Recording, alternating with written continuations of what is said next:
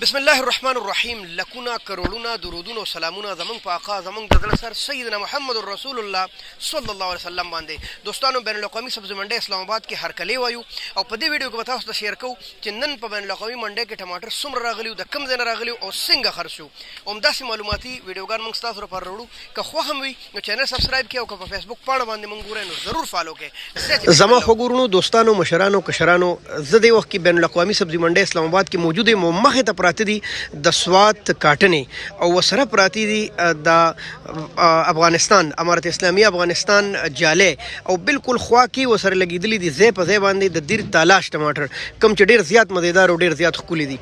نن په بین الاقوامي سبزي منډی اسلام آباد کې تقریبا 4 ټریلې د کابل ټماټرو او ډیر زیات کمزورې ظاهره ده. بعضې اړتیانو خو اوازونه کول چې وایي اخري ګاډي دي واخلئ اخري واخلئ، نو کیدای شي چې سبا د دې نه هم کم شي. اسې راوتي نن هم 13 ګاډي دي د بارډر نه، خو لیکن اسلام آباد ته پکې کم راځي اوس اندازه لا نشته.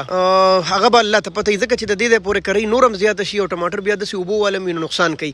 نو نن د کابل چې عام ټماټر کم خرڅېدل نو هغه تقریبا 600 سپکې خپه 900 سپکې په 1000 روپۍ او ډیر زیات خپه کې تقریبا په 1100 لیکن هغه ډیر زیات کم عام چې کم ریټ هغه 900 روپۍ. د کابل ټماټر خلک زیات اوس نه ورځي چې کوم ارزانو پسې ګرځي اکه ولا ورځي. نور خاص د کابل ټماټر له څوک توجه ډیر زیات نه ورکوي ولې چې دی هغه خپل روج حاصل کو 3000 او 3500 او 4000 روپو پورې دا جالې خرڅېده د کابل. نو ټول عمر خو یو شان نه کنه اخر سړی بوډا شي. اوس دا دی د پاکستان ټماټر دې ته وایي د سوات ټماټر. دا د سوات د مختلفو علاقو نه راځي او د هر علاقې ځان له یو کوالټي او ویرایټي ده.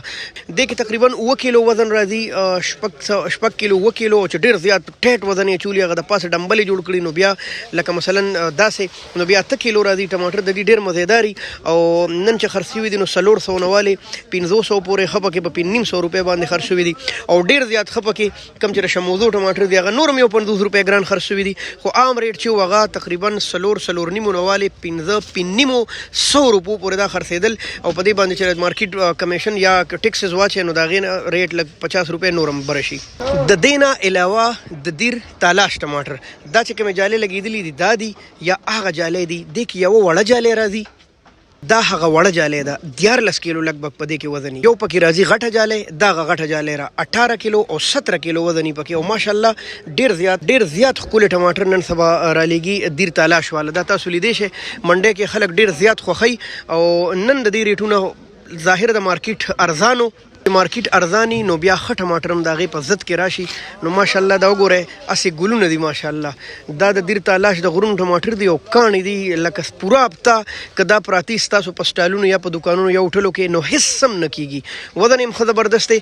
دې ځل له تالاش والو ډېر زیات په مینه او ډېر زیات محبت سره ټماټر کرلي دي او ډېر ښکلي رالیږي ځکه یې خلک خوښوي. او نن تقریبا د 1100 لوالې د 1400 روپو پورې دا ټماټر خرڅ شوي. د پرون نه د دې مارکیټ 200-300 روپۍ ډاون ولې چې عام عمومي مارکیټ ډاون او کله چې عمومي مارکیټ لاندې راشي نو بیا ورسره هغه خصوصي ټماټر هم لاندې راشي.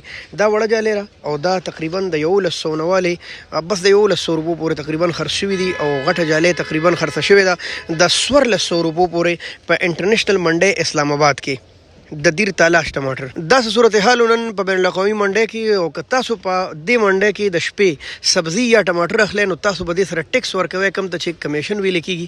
او دا د پاکستان د هرې منډی لکه رول دی اصول دی خپله مزدوري به خامخا هر سړی اخلي کوم چې په تاسو باندې اوسیس په منډی کې خرڅوي یا د منډی نه بهر.